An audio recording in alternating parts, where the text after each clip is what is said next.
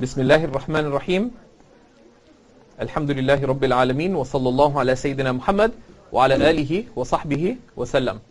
So really the summary of lesson 1 of session 1 is very straightforward, that while there are many good reasons to marry, the higher purpose in marriage is you marry like anything else the believer does. You marry seeking Allah, right? Seeking Allah. And the great potential in marriage is the acquiring of, the nurturing of, and the expressing of good character. Marriage is a means of acquiring and nurturing good character. And nothing will test your good character like marriage. And if you can uphold the standard of good character or excellence of character, then this will be a means to Allah and a means of transforming your life in your other relationships. Then of course you say, that's all nice and well. Whom do you marry? Right? How do you choose? How do you go about finding? How do you go about deciding? It's parents. So there are many ways one could get married, right? And sometimes one doesn't choose. The choice comes to one, right? Right? But even if someone comes to you who appears to be everything that you ever dreamed of, there's still a question that arises. That is this the right choice in the sight of God? Right? Will this be the choice that is pleasing to Allah? The early Muslims used to say something very profound. So profound that many thought it was a hadith of the Prophet ﷺ. Though it's not. It is not. But which does not make it false. Right? There's this attitude that if it's not a hadith, it must be false. Actually, one of the reasons why there are some fabricated hadith, because these are words of great wisdom that are so wise that people said must be a hadith. So some of the early Muslims used to say, "Man ashiqa fa'af famat mata shahidan." Whoever falls passionately in love, but they restrain themselves and they die a martyr. Of course, people really, we are in an emotionally sterile age. People don't really have very strong feelings, right? In general, right? Just like we sterilize things around us, we are emotionally sterile. People used to really feel. Hadith masters, and as a Hanafi jurist as well, Al-Hafiz al-Mughlutai, he has a book called Al-Fath al-Mubin fi dhikri man istushhida min al-muhibbin. This is a book, the manifest openings in mention of those who died as martyrs of the lovers. Right? Many people died in the intensity of their life. Right? People lost their minds. Right? Was a real historical figure. He fell in love with Layla and his name changed. Known as Majnoon, the mad one. Right? And as Abu Madian quotes from him, he says, تَسَمَّيْتُ بِالْمَجْنُونِ مِنْ أَلَمِ الْهَوَى. I was called the mad one out of the intensity of the pain of my passion. Right? So that's a reality as well. That just because you like someone, that's not a criteria for marrying them. Right? There's a higher criteria. Right? There's a higher criteria. Like someone, and yes, there's a way that choice could be made right, and sometimes you realize that's not, and the superior, thing would be otherwise.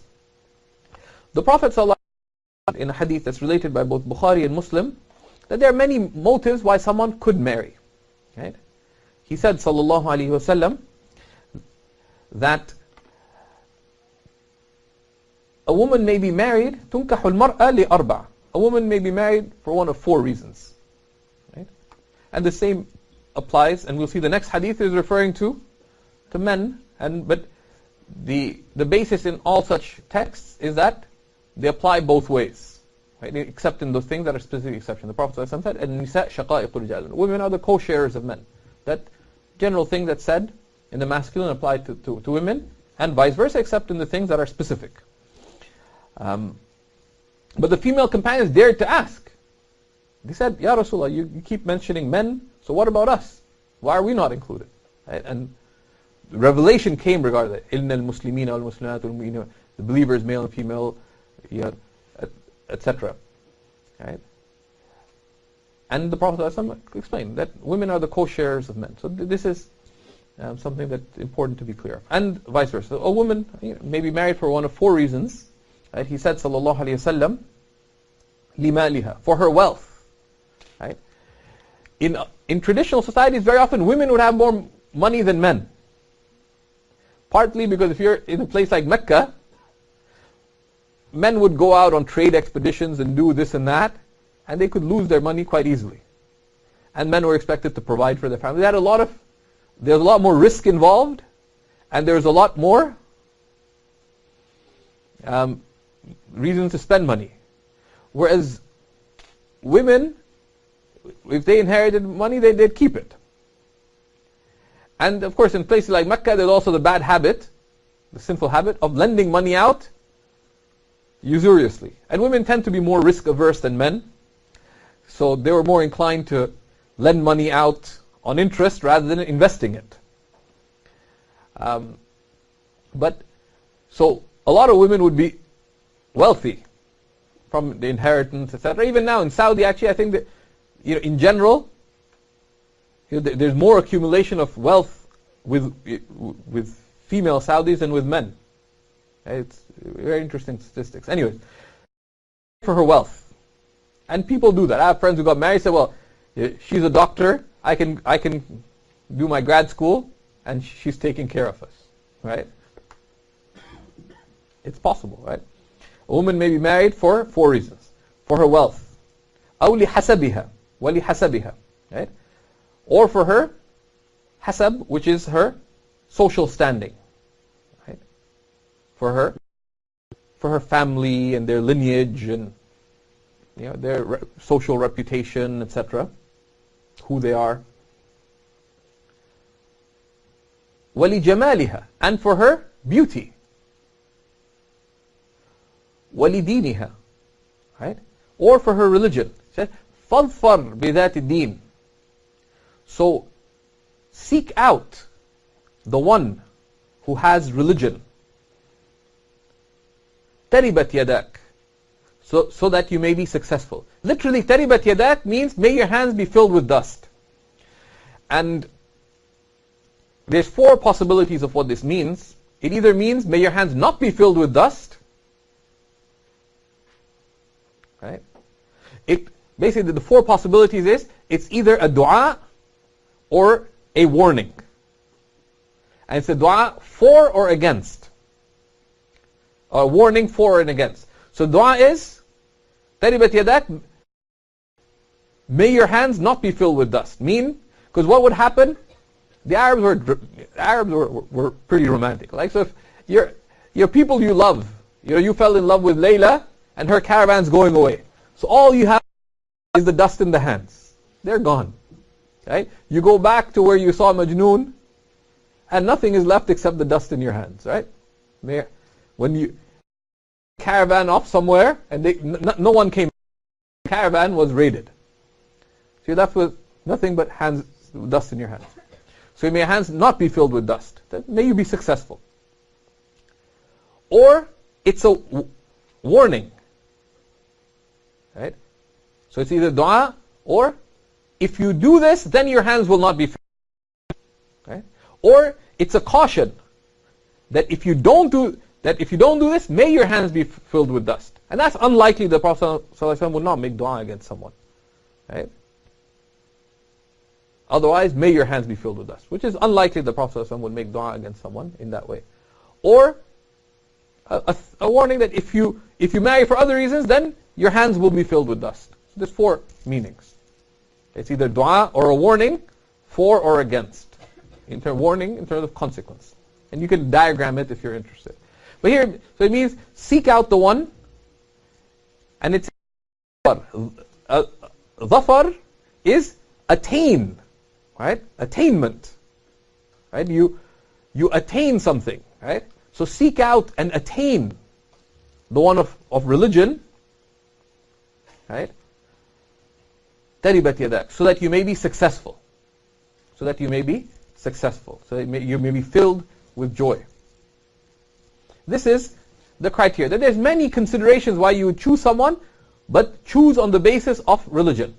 Similarly, with respect to here, and this time he was addressing women choosing a man, or the woman's family accepting someone who comes to propose. But the Prophet ﷺ did not limit it, that just with respect to the parent, the person themselves. The hadith related by Abi Hatim al-Muzani, that the Messenger of Allah ﷺ said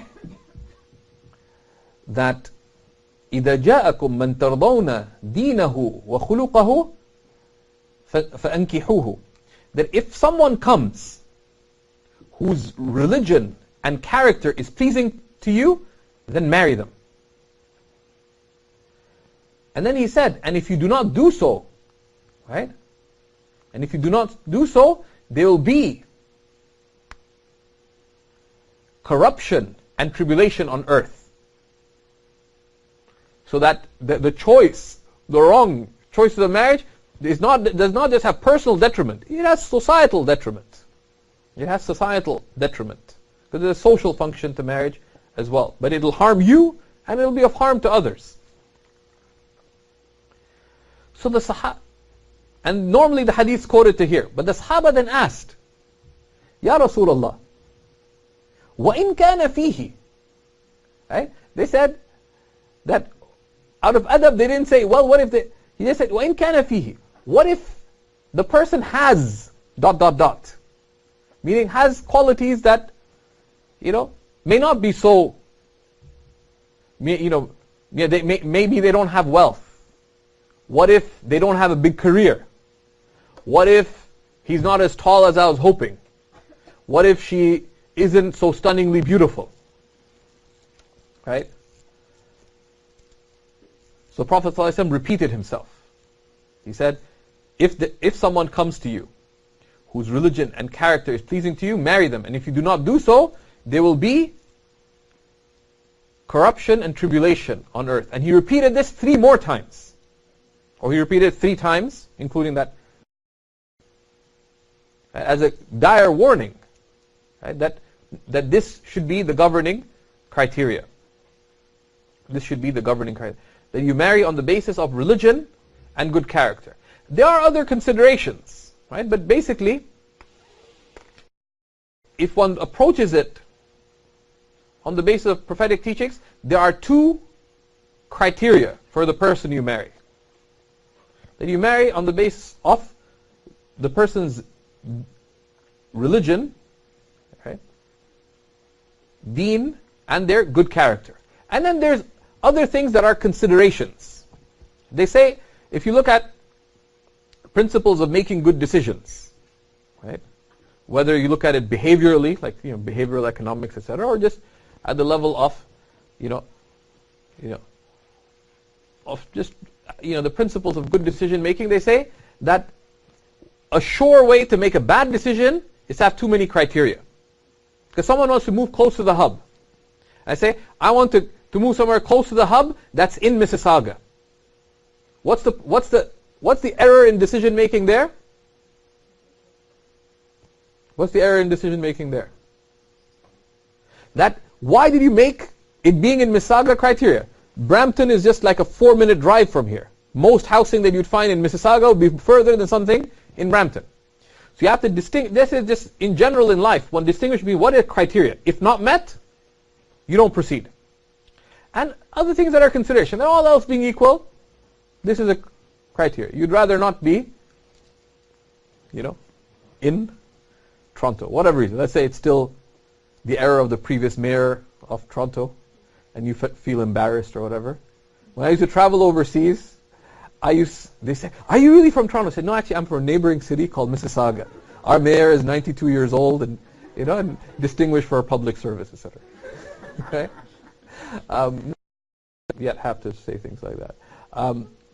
you distinguish between criteria, which if not met, they're not up for negotiation, and other things that are considerations, right?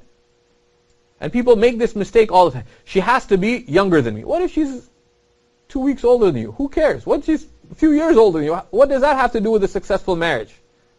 What does that have to do with the pleasure of Allah? So of course the question is, what is religion? Right? What is religion? We talked a little about what is religion before. That religion is that you care. The Prophet ﷺ said, "Ad-deenun nasiha." Religion is sincere concern. But how can you just take someone at face value, say, I really care? Would you buy a house like that? Someone says, yeah, the house, there's nothing wrong with it. Say, okay, great, nothing wrong with it. I'll spend $500,000 buying the home. Would you do that? If you did, you're a fool. Right? Of course, Islamically, there's a definition for a fool. Right? A fool is someone who does not make right choices. Right? It's not an insult. A fool is just a jahil, is just someone who does not make principled choices. Right? So don't take offense. And it's said out of, like, don't be a fool. Right? You could say religion is caring. Nasiha, you say, is to care. Right? But how can you tell that the person has religion? How do you tell that the person has religion?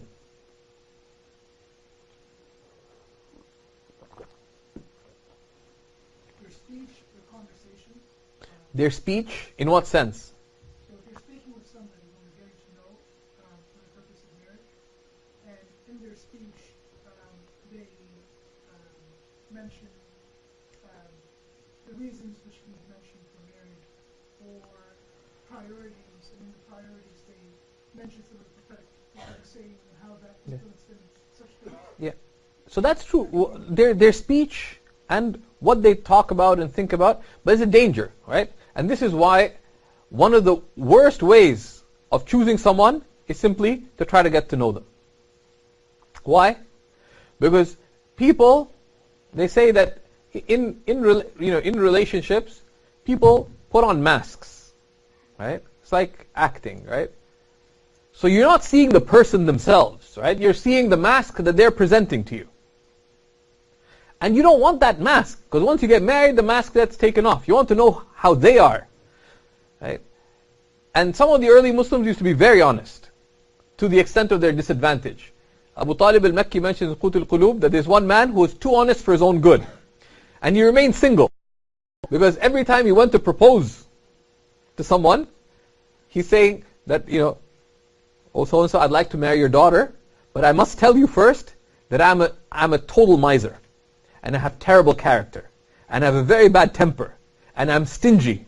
And I'm excessively jealous. And I am unreasonable.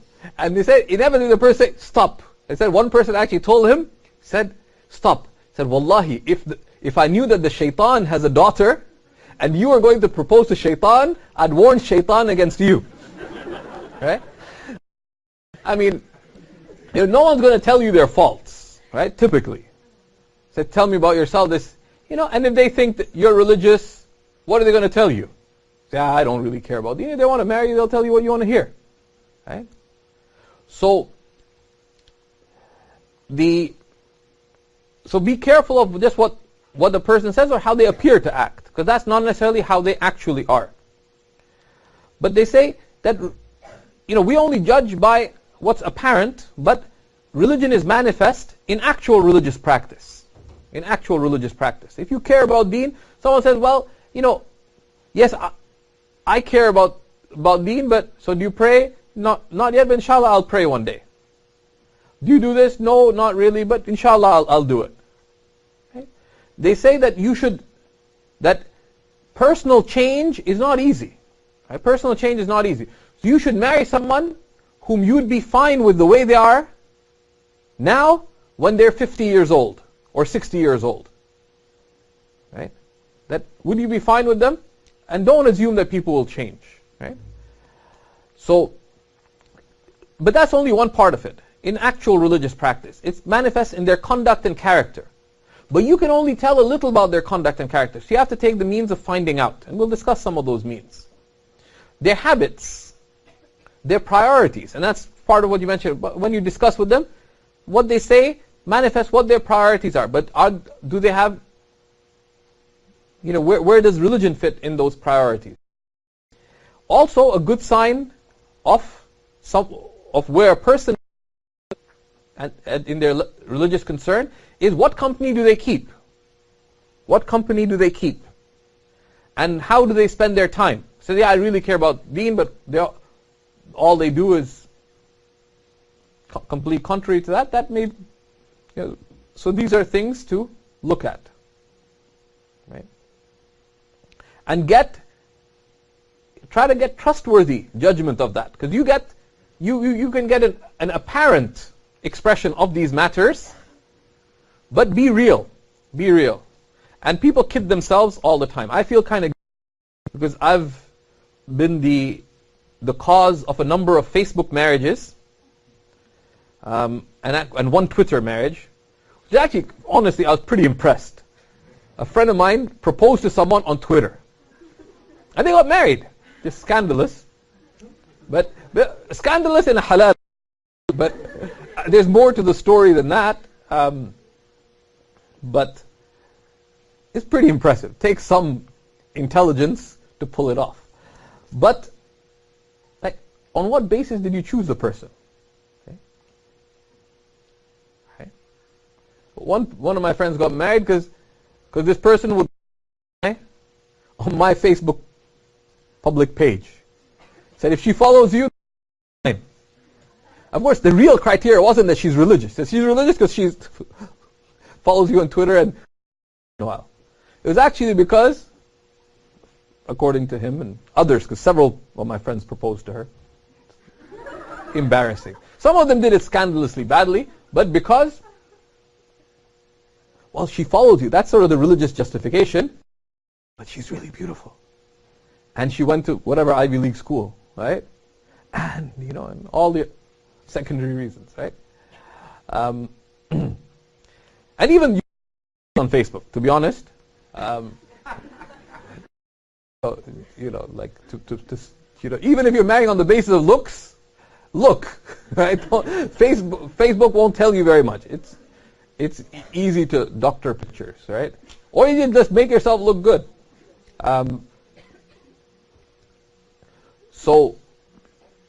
And don't kid yourself. What is good character? Right? What is good character? Again, good character is not what someone says. So you ask someone, are you patient? No one's going to say, no, I'm not.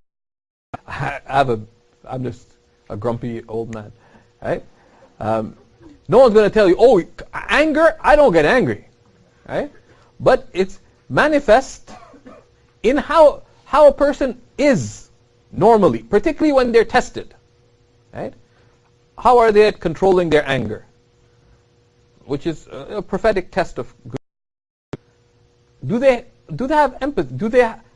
How do they think of others? Do they care about others? Right? Do they manifest gentleness, mercy, patience? These positive qualities of character. And you can get some sense of that. So we're not discounting that you can't know someone, but be careful because you can know someone for years, but all you've observed is their public mask, right? Not their actual person. So, consider that carefully. And then there's other considerations, which are not negated, right?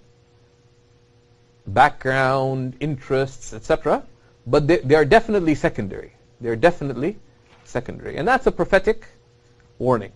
And my wife, Muhammad, who'll be doing the third session, she's going to be here for the whole thing, but she's made the offer. She's not feeling too well. She said let's do one session. Muhammad insisted about the spark. They said, we had that spark, right? What about love, right? What about attraction? What about looks? What about compatibility? If you just look at statistics, none of these are an indicator of the success of a marriage. Compatibility has nothing to do with whether the marriage will be successful or not. Because what cereal you like Doesn't affect. Just you can have 2 boxes. We don't like the same sports. Guess what? Let her use your flat panel monitor or whatever, and you use your laptop, right? After the thing, put on your headphones, sit next to her, she's watching the thing, you got your noise cancelling headphones, watch whatever you're watching. We don't read the same books. No one reads, 2 people don't read the book. All of that's silly. We like different food. Come on. No one ever said successful marriage is based on compatibility. Right? In fact, a certain degree of incompatibility can actually be really good. It's actually healthy. Love, right? If any of you ever read The Hitchhiker's Guide to the Galaxy? Yeah. They said if love is the answer, could you please restate it, or could you please rephrase the question? Right? Because what is love? And we won't get into that, but that's something. If you try to understand what is love, right? And there's a wisdom by Allah subhanahu wa ta'ala, and I encourage you to read the tafsir of that verse. Doesn't say وَجَعَلَ بَيْنَكُمْ مَوَدَّةً مَحَبَّةً. He placed between you love. Because love itself, the word mahabba, can be just the emotional inclination towards another. Right? And hubb is a vast concept, there's degrees of love. But the word mahabba, the primary sense of it is that strong inclination towards another. And it can be merely emotional, can be fickle, can be, desirous, it can be for many reasons. And it can be noble. Right? But rather the word used is mawadda. And wood is like water that's in a valley is called a wadi. It is a deep love. It's like the bottom of the valley. It stays there. It is not just an inclination that this time you incline this way and then you incline somewhere else. Right? It's a deep, that's why I tried to translate, it's caring love. It's caring love. Right? It's not passionate love. Right? It is not attraction. These are not, it could be. If you find someone beautiful, you think you love them, ask, is this a person of religion and good character? If they are, then that's fine. If they're not, then don't make a foolish choice. Don't make a foolish choice. And that's not easy. Right? And sometimes we have a sense that modern is great. Right? But in most traditional societies, the individuals themselves did not normally make the choice. And it may sound boring, it may sound disempowering, and we're not necessarily suggesting that you do this, because our religion, interestingly, does not condition it in that way. But there's a wisdom in that. If you look at it, we're not bound by particular cultural norms, even if they were prevalent. But getting parents and others involved at the level of making a better decision may facilitate a less fickle decision.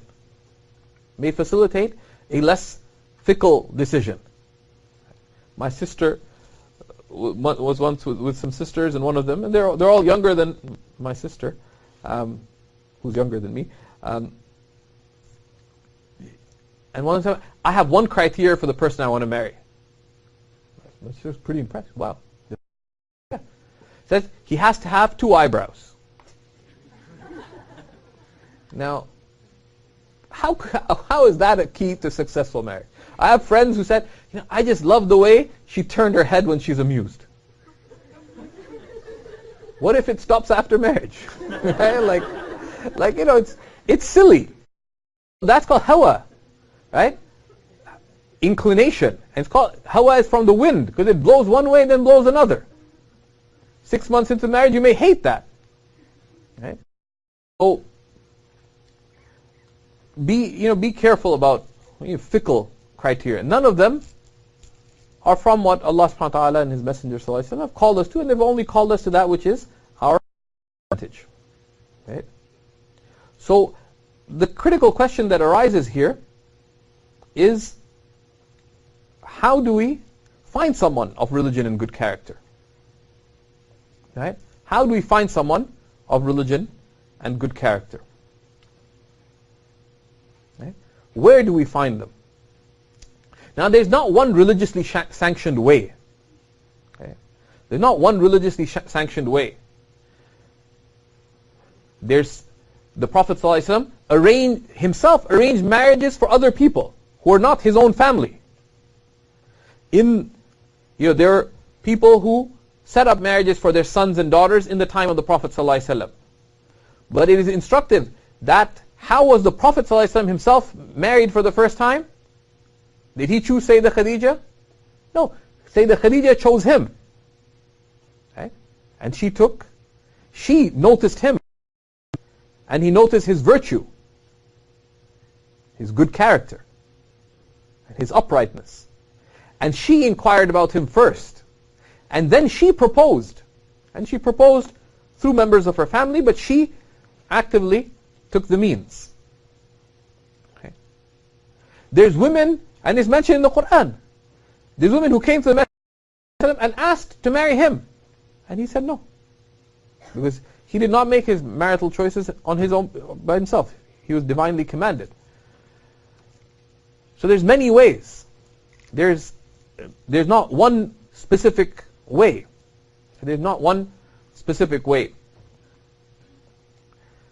But a few things. One is, don't discount parents. Don't discount parents. Some people say, there's no way I will ever marry someone my parents agree to. That's a foolish decision. If you step back a little, what if they suggest someone who's suitable? Why have you excluded one possible choice? Okay? Just because it's not the most romantic way of finding someone. At the same time, you're not bound by what the person suggested by your parents, whether you're a man or a woman. And the Prophet ﷺ was clear that a woman's consent is required for marriage. Okay? And he was very clear about that. But don't discount their suggestion. And it's one effective way. Because your parents have a network of connections, etc. But be very clear of what your criteria and considerations are. That if they have these, then you would consider, right? So don't discount that. And a lot of people have a knee-jerk reaction. No, much of human history, marriages have worked through parents and family and social circles. So don't discount it completely. You don't have to go that way, but don't discount it. Another, and you have to be careful because this can be misunderstood. When I was at university, one of the imams in Toronto got in trouble because at a very public function, said, how should people get married? Said, come to Islamic programs and you'll find someone. I said, how do I find someone religious? He said, come to religious programs, come here to our study circles, and you'll find someone religious. And some uncles decided to pick a fight with him because they didn't like the imam, to be honest, right? They was a good man. Which is keep good company. Keep good company. If you want to find someone, it's like networking, right? If you want to get ahead you want your tech startup to get ahead, don't hang out with comedians. Hang out with people who are trying to get ahead in the range of fields that are of your interest, right? So similarly, and if you want to be a person of religion and good character, hang around people of religion and good character. Keep good company. Right? Relate to that. Attend gatherings and activities of those of religion and good character. Right? And you're more likely to find someone, right? Because they won't find them by magic, right? Our religion is about taking the means, right? So attend gatherings and activities of those of religion and good character. You may find someone there, number one, or there'll be people there who, if they come to know you, may be able to help you connect with those kinds of people. Because some people are good at finding people themselves, and there's others, right? It's like my younger brother. He said, he's a good kid. He said, like this. He said, I have something in girls. I said, what happened? And my brother, he's won like Taekwondo championships and this and that. He's like, and said, the only time girls seem to like me there's always a problem. Once he's dressed really well, he's on the bus, and there's this girl staring at me. So I felt a bit embarrassed. I kind of looked away, looked back. She was staring at me. So he looked embarrassed. She was staring at me. So I looked back. She was blind. She had a walking. So there's some people who kind of like, then he thought he found someone, but they're of a different Islam, and he said, the only way I'll marry you is if you convert. And it's a sect far enough that she required conversion. It wasn't just acceptance or shifting or anything. Conversion. She said, Bhai, what do I do? I said, well, sometimes let someone help you find the right person. So attending gatherings and activities of those character, right? And also because sometimes people send an email and say, can you help me find someone religious? I mean, I don't know who you are. How could I recommend someone if I don't know who you are, right? So someone reaches out to some imam and say, I reached out to Imam Tahir and he didn't recommend anyone. I said, does he know you? I said, no. On what basis would he recommend you? Right? Or recommend someone to you? It's a trust. Right? Also, they're connectors in the community, or in any community, quote unquote elders. And sometimes it doesn't hurt to ask. They know. And of course, you're the one who's making the decision, but they may suggest someone. You're not bound by their suggestion. But whether it's scholars, leaders, don't discount experienced auntie. Right? Aunties pull off miracles. Right? Right? Just make clear what you're looking for, and they may be able to find someone, or they might not. Right? And sometimes you may run into someone yourself through these matters, and then you decide. But be very careful. Like a lot of people, because we have a lot of artificial socializing. Facebook is not a very good indicator of a person. This is what you're trying to project. It's not necessarily who you are. Right? So someone, and a lot of people live their religion in their minds. Right? So online, I want to be religious, but I'm not. So I'm posting religious things. I'd like to have, it's just like, there's a difference between someone who has genuine social or political concern. They do something about it. And there's those who sit and post things, social justice, etc. What have you ever done for it? Similarly about religiosity. You can't judge just on the basis of Facebook posts or chatting online, because they just project what they want to project. It's like the mask. Right? So be careful. Right? And if you do stumble upon someone, like have, some successfully and generally miserably, confirm. Right? Confirm. Don't just, and even worse than Facebook, sometimes they have these singles forums and stuff. Be a bit careful, right? Sometimes there's these matrimonial events. With and there are exceptions, most matrimonial events in the Muslim community are awful. One is just depressing. They're just depressing. I'm surprised they're not a primary cause of depression among single Muslims, male and female, right? So be careful. Like, find out about the event, but it's kind of like speed dating. The table of women, some guy comes, it's okay, sit down, talk to one person, etc. And how is that a criteria for judging someone who's your life partner? And what can you tell? You say, okay, they're attractive, she's beautiful, this and that, or they seem cheerful. That's not good character. Right? So be careful. And there's better ways of doing these things, but be very careful and wary. Right? And likewise, matrimonial sites. What's the most prominent thing on matrimonial sites? On many of them. It's a picture. That's it. It's a picture. Right? One of the great Islamic poets of the 20th century, Sheikh Abdul Rahman al-Shaghuri, he said, كم من محب وجها جميلا وآفته في فيه تراه بعد مدة يدندن آه وإيه. How many a person who loved the pretty, whose problem was in their mouth? After a while, you see them moaning and groaning, ooh and ah, and because you married a pretty face. But what was the reality behind that pretty face? Right? And we're not going to go into it, but just as think more deeply about what is love. Think more deeply what is beauty. Right? Beauty is not a pretty face. Not a pretty face. And what beauty would you seek in the person you're going to live with for 40, 50 years of your life? And inshallah, over into the hereafter. Any questions here? Go ahead.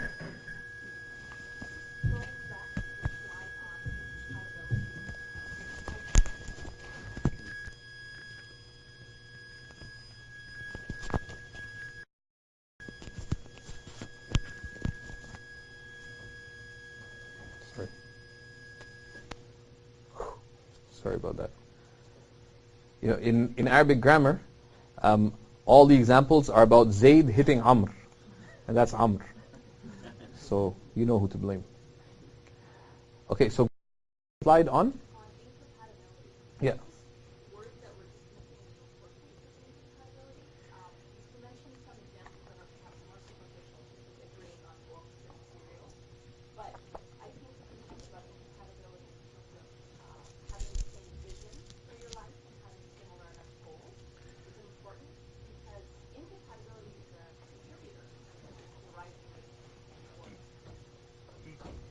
Yeah, so I mean, there's difference between, yeah, but compatibility, it needs to be the right sense of compatibility, right? It's compatibility that this person will be someone who will be a companion in your life goals, both your worldly life goals and your religious goals, right? That is meaningful compatibility, right? And in that, so they'll support you. You know, you care, you know. And that's where we'll talk about like the marriage contract and agreement next. You're very passionate about the social work that you do. So the compatibility there is not whether the person you marry does the same thing. Is that they'll be a partner for you in that. They'll support you in it. Right? They'll encourage you in that. They'll be there for you. Whether they do the same thing or not is not really the primary thing. If you have common higher goals, etc., that's beneficial. But there'll be a companion for you in the fulfillment of your life goals, and that's important, right? In terms of compatibility of goals and aspiration and vision, and that's very true. That's a good point. We meant like what do you call like shallow compatibility, right? That you like the same things. Actually, you know, alhamdulillah, my wife and I buy things for each other on the basis of what we don't. Like if I want to buy something for my wife, I'll say, okay, that's the one I don't like, and I know she'll like it. My wife and I are experts at breaking cups. We've gone through at least 400 cups and mugs, you know. So we have all kinds, like I have what in Arabic kashkul. We have this eclectic mix of different types and sizes and shapes of cups and glasses because we break so many, and we always buy spares, and we go through them very successfully. But usually it's my wife buying them, and she'll, at least some of the cups and mugs she'll buy them because she doesn't like them. Because she'll know I'll like them. And I'll choose things accordingly. Like, if I'm choosing something for her, usually I'll choose the one I don't like, because that's the one she'll like. Right? But the compatibility that matters is in goals and in support, right? In compatible goals, and that there'll be a companion for you in life, right? The Prophet ﷺ said, this world is a dunya mata'. This worldly life is provisions on a lengthy journey. And the best of its provisions is a righteous spouse. That you're on a journey in this life, the best means you have in that is a righteous spouse. But you could be doing different things. That's not the criteria. But that they'll support you in it, they won't impede you in it. Right? And sometimes it happens that you have common goals, common particular goals, but that's not necessarily the criteria. Now, go ahead.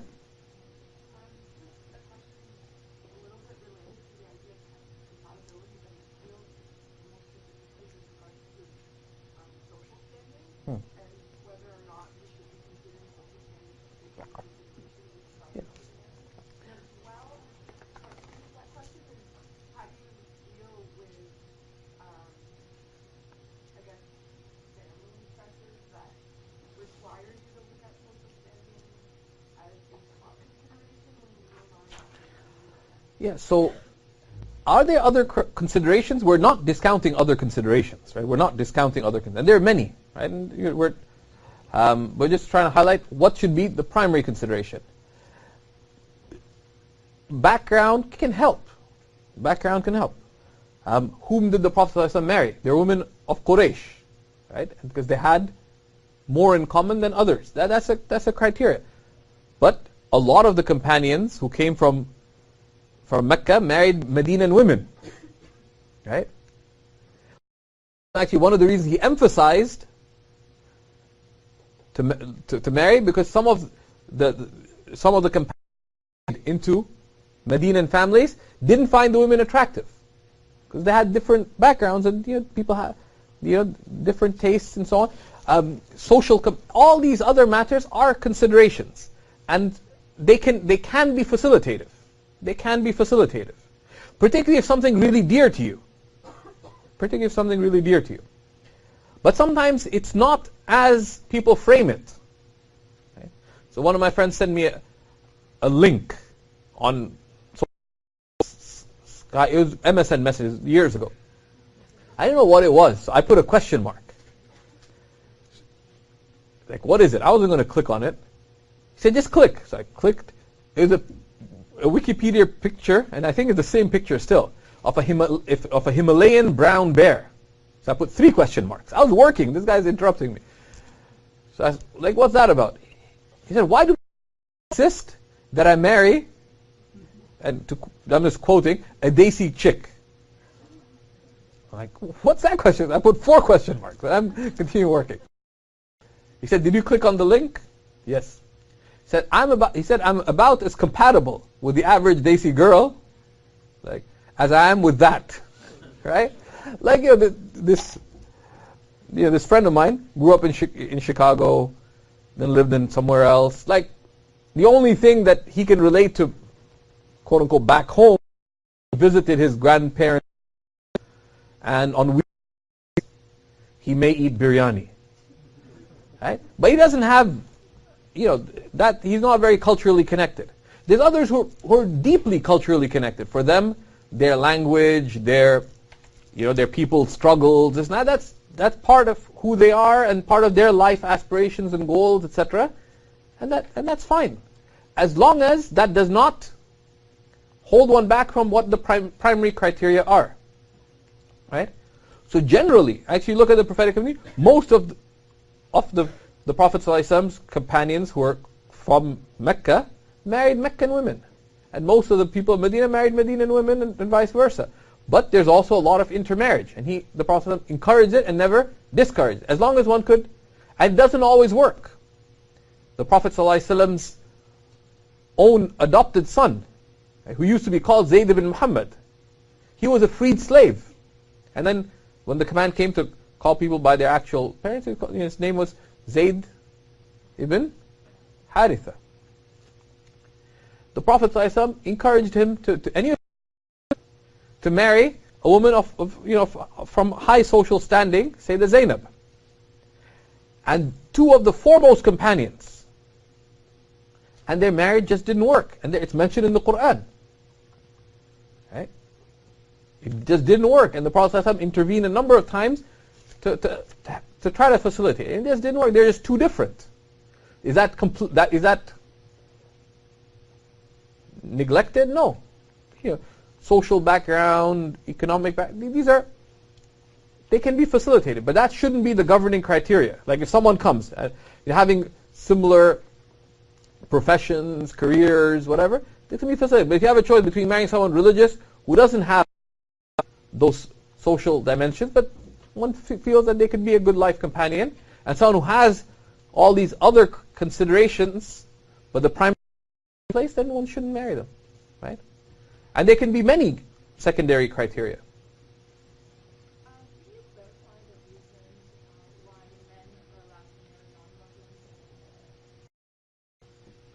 marry non-Muslims? Why? Okay. The reasons why men are allowed to marry.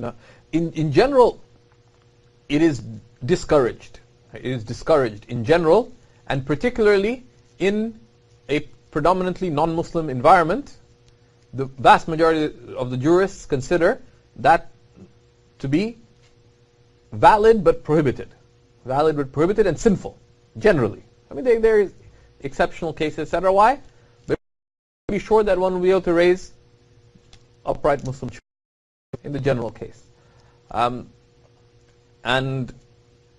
the basis, and it's from both Quranic text and prophetic tradition, that dispensation does not apply to women, and the primary reason being that in most families, the Amir of the family is the man, and it would not be easy for a woman to be able to raise her children. A man would struggle, if your partner is not of the same faith, would struggle to raise their children as an upright Muslim, and that's an obligation. You're going to have children, you're obligated to be able to take the means to raise upright children. I don't have them, right? Religiously, right? Socially, you can do whatever you want. So a man is generally discouraged because there would be fear of not being able to raise upright children, upright religious children. Where one would be reasonably sure that one would not be able to, then it would be sinful to enter into such a marriage. In general, I mean, particular cases, where there's not, are separate matter, and regardless of how the dynamic, practically you see it, like however idealistic you want to be about it, etc. But practically, in most relationships, a woman would not be able to ensure that her children grow up as upright children, just because of the dynamics of marital relationships, practically. So there isn't that permission. So that's been the the traditional mainstream position. That's what's mentioned in the Quran. Inshallah, we can discuss that further when we come to it. The final point on this before we take a break is, how do we decide? Right? How do we decide? Okay. Don't decide on the basis of mere inclinations. Right? Consider carefully. Confirm the things that appear to you. Right? Because it's the most significant decision that you'll make in life. So confirm things. Right? That confirm what appears of their religious concern. Confirm what appears to their character. They seem to be of good character, etc. We'll talk about good character in the 4th session. But consider carefully yourself. Confirm, which may require consultation. Right? Consult people who are trustworthy. Right?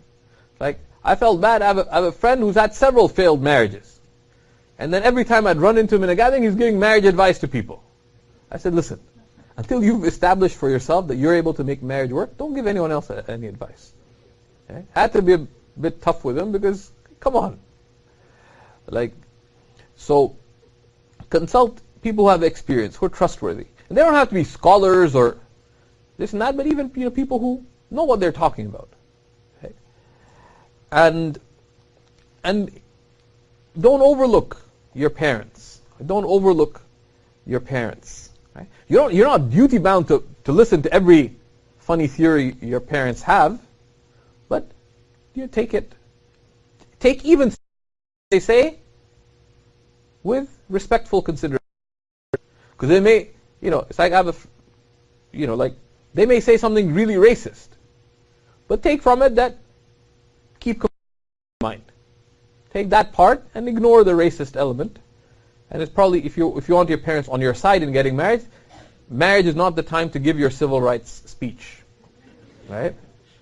Right? Just get married and then say I've been to the mountaintop. Right? Otherwise you won't get there.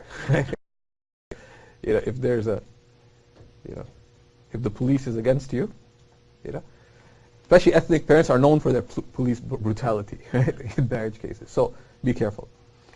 So these are the first two. Consider carefully and consult. Right? Don't just say, well, he's so handsome, I have to marry him. No. Right? Or whatever other things. We seem to get along. Get along in what? You like the same kind of coffee? What does that have to do with marriage? Perform the prayer of seeking guidance, the istikhara. But the istikhara, and if you go to SeekersHub.org, we have a number of answers detailing the istikhara prayer. The istikhara prayer is not a magic wand. People pray the istikhara prayer and they say, I had a dream of green fields. And Lubna was walking down the field. But she was walking right to left diagonally. What does that mean? You maybe just took a stroll in the park in the evening because you're stressed out, and you see, that doesn't, it's not called Salatul Dreams, right? You're seeking guidance, right? Or istikhara is either for making the right ikhtiyar or for seeking that which, to make the decision that is khair. It's a prayer of making the right decision. Right? The answer to the istikhara is not through a dream or through inspiration, or it's through your feeling an inshirah, like you're feeling a settledness within you of what appears to be the better decision. What is the criteria for the decision? The istikhara dua itself defines it. That, Allah, you know and I don't, and you're aware and I'm not, and you have power over all things. If you know this matter to be better for me, in my deen, in my dunya, in my religion, and in my worldly life, short term and long term, directly and indirectly, then facilitate it for me and make it blessed for me. And if you know this matter to be bad for me, in my deen, in my dunya, short term and long term, directly and indirectly, then distance it from me, and distance me from it, and destine the good for me wherever it may be, and make me content with it. Okay? So how do you decide that what does this appear to be what's good for you? All things considered, given your religious goals and your worldly goals. That's how you decide. And from Allah's bounty, He may give you a dream. But how do you interpret that dream? Is this pointing you towards what's better for you? But you're some random person. There's people I know who got married, their parents suggested something, they just prayed istikhara, they got married, and it didn't work. Did you find out about the guy? No. Did you consult about him? No. Why do you marry? I prayed istikhara. And what? I read in some book of dreams that if you see green, it's a good sign. Maybe you're just eating too much salad that week, right? So that's not necessarily the. The other thing is you don't have to decide yourself. And this may not sound politically correct, but sometimes, like, if you don't know, there's people who, whose judgment you trust. And in general in life, one of the most stress-reducing ways of making a decision is don't make it yourself. I have people who I consult in life, right? I had one of the most difficult life decisions I had to make. I didn't know what to do. There's a lot of difficult concepts. I called Imam Zayd Shakir. I said, Imam Zayd, this is what's going on. What do you suggest? I just had the intention, whatever Imam Zayd says, unless he says something really spectacularly wrong, which he wouldn't, I'll just do it.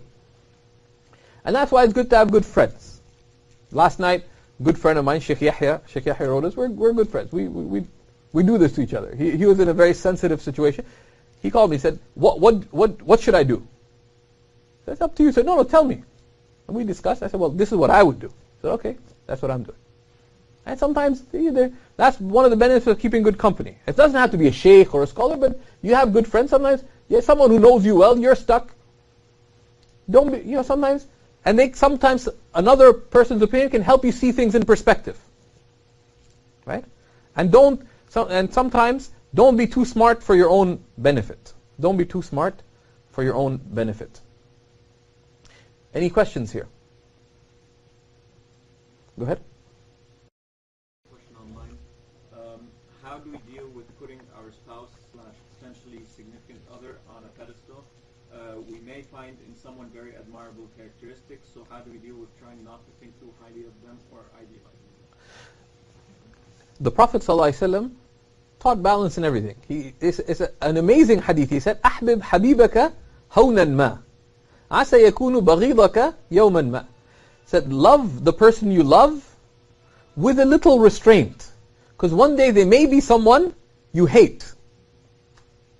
And hate the person you hate with a little bit of restraint. One day there may be someone who's beloved to you. So you worked in the same community project and you hated Zubaydah. So you'd always tell her what a loser she is. And then you started falling in love with her. If you express your hatred too much, it's to your disadvantage, right? But you may be, and the same thing applies. There's always a possibility the relationship might not work out, right? So there's a balance and restraint, right? You don't have, loving someone, you don't have to believe in their perfection, right? Like, Shakespeare said, my beloved eyes are nothing like the sun, right? Like, they don't have to be, you don't marry sister super perfect. You just try to marry someone who will be a good companion for you in your religious and worldly goals, in seeking Allah subhanahu wa ta'ala. Right? So you're not expecting perfection, right? So you notice the good, but you're aware of, you're conscious of their shortcomings so that you can be patient with them, etc. So don't seek perfection. Don't seek perfection. But there's certain qualities that are more important than others. Certain qualities that are more important than others. Having good character does not mean the person is perfect. You may be aware that they do get angry. But you look at a balance of all the there's many aspects to good character. It's possible for someone to have good character, but once in a while they get grumpy. So you should not marry them just because they got grumpy? No. But you find out that, they're not abusive, they're not wrongdoing, etc. Just keep them well fed and they'll be happy, So, any other questions? Go ahead.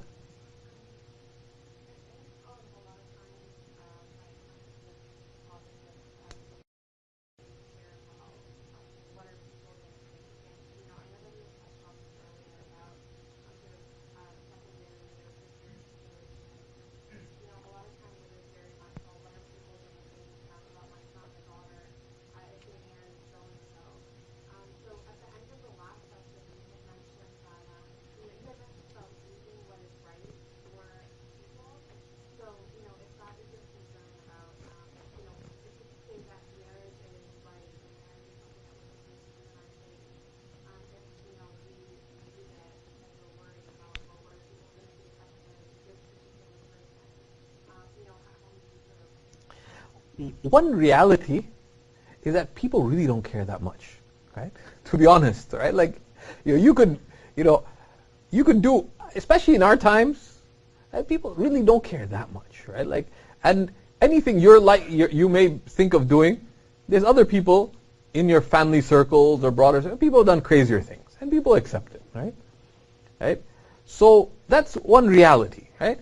The really important factor is parents have a lot of concerns, and parents, they worry about the children's future, etc., etc. And this is, convincing parents is very important, right? And we'll touch upon that, inshallah, and that relates to it. That's very significant, and you should,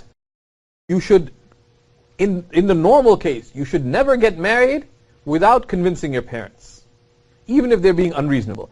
And if you go about it the right way, parents can almost always be convinced. And if you've not married before, you might not know how to convince parents, so consult.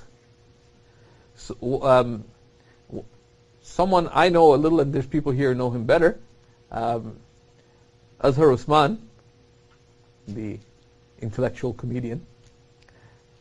And I don't know if you heard his interview on the podcast recently. He's like, I want to call him Mullah Azhar because he was like in total preacher mode. It's really good. There's this diffused congruences about the American Muslim experience, and they're pretty bad interviews with pretty remarkable people. But the Azhar Usman's interview is just listen to the whole thing. He rants once in a while, but it's positive ranting. Someone came up to him, someone I've known for years, and I'm trying to be discreet with him, and they asked, like, how do I get married? I've been trying to convince my parents for years. He said, shame yourself in front of them.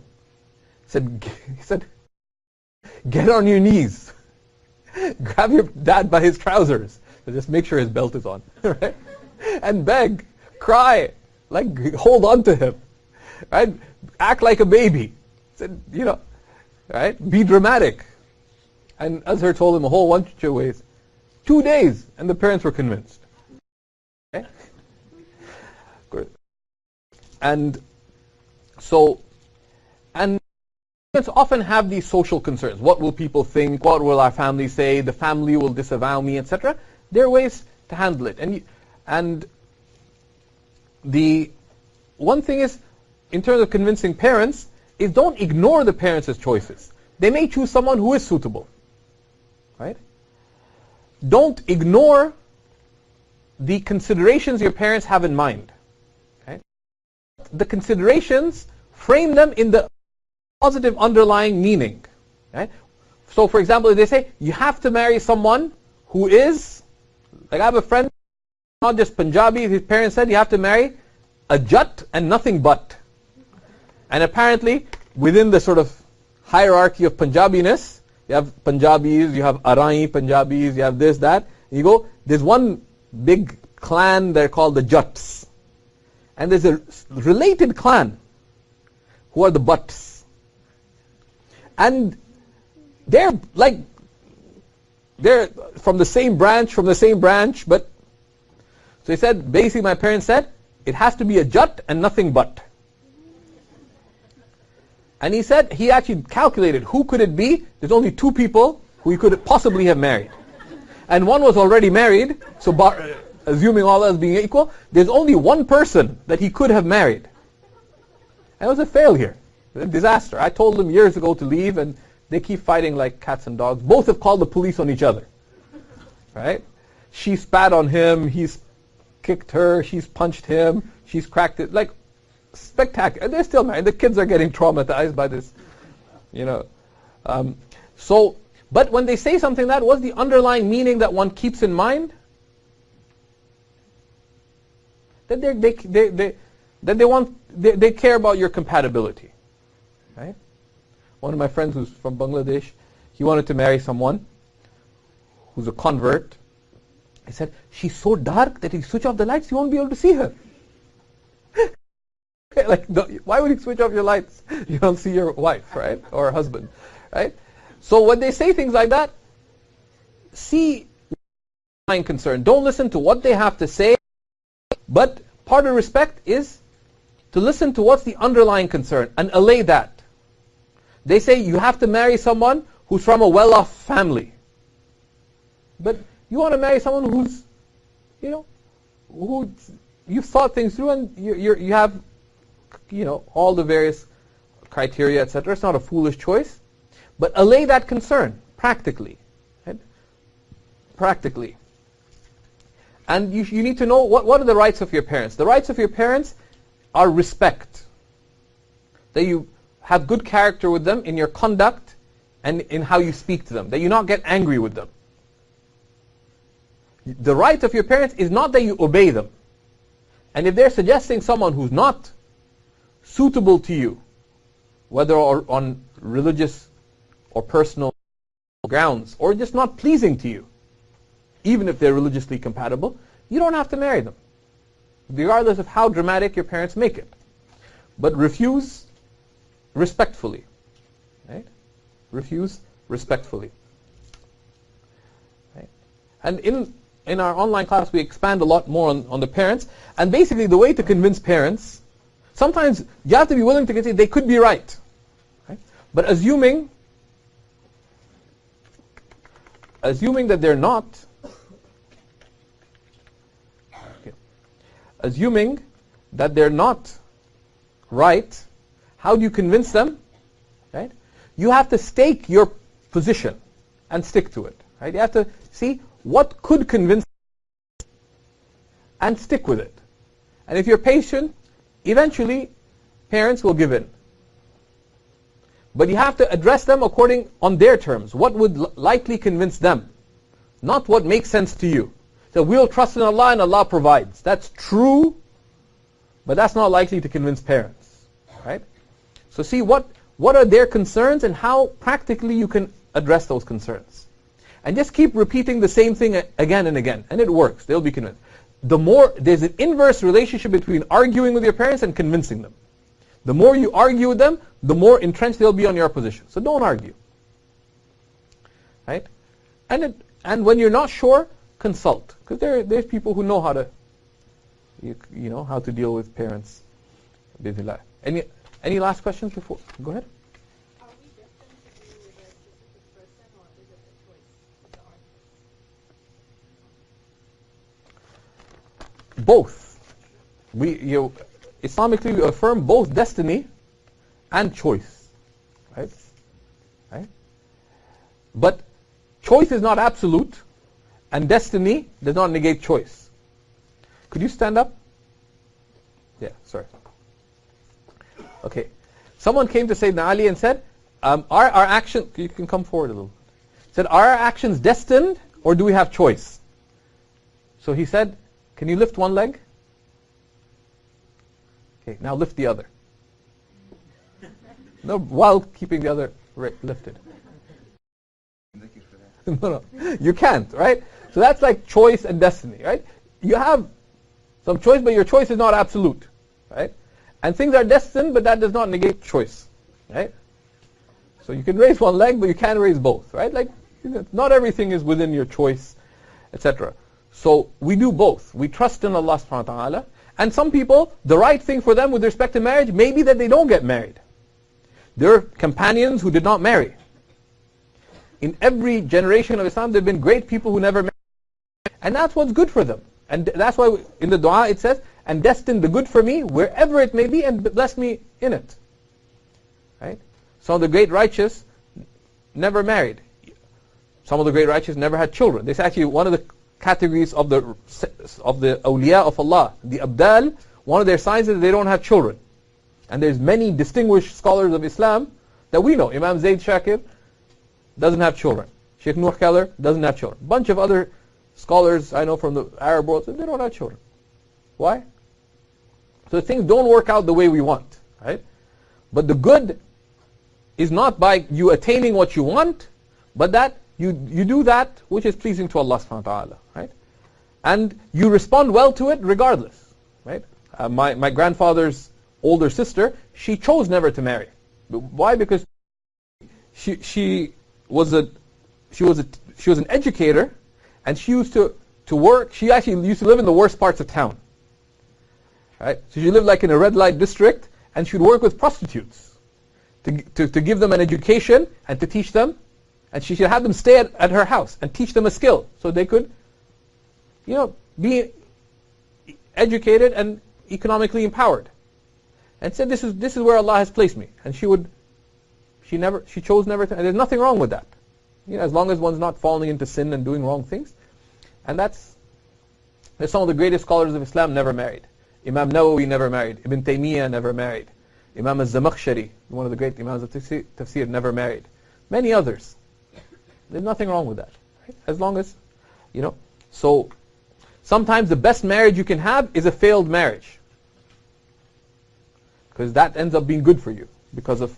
Sometimes the worst marriage you can have is a successful marriage. Because it can shrink you from being a person who's seeking noble things, spiritually and socially, to becoming this diminished creature called a worldling, where all your concerns are worldly. Right? Career, social circle, and and they're miserable. So we're going to take a 4-minute break here, inshallah, and we'll come back for session 3, which is very brief, on the marriage contract and agreement, and then the final session with Ustad Omar before the Q&A.